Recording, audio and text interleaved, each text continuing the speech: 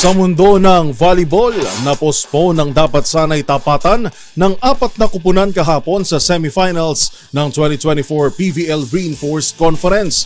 Ayon sa liga, yan ay dahil sa power outage na naranasan sa dapat sana'y venue nito sa Pasig City. Ang bagong schedule, alamin sa report ni Matchpoint Mili Borja.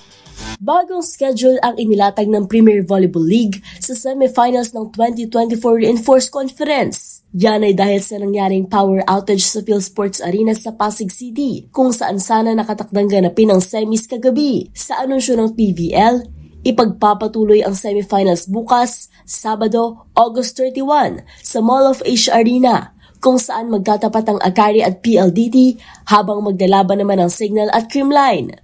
Samantala, ang finals na nakatakda sanang ganapin ng Sabado ay inilipat sa Lunes, September 2 sa Smart Araneta Coliseum.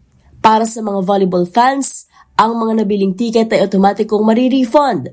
Pagsisiguro ng PVL na ang halaga ng nabili ay maibabalik sa mga bank, e-wallet, card na ginamit sa original purchase. At yan ang mga latest updates sa mundo ng sports. Para sa MBC TV Network News, ito si Mili Borja. Una sa Pilipinas, una sa Pilipino.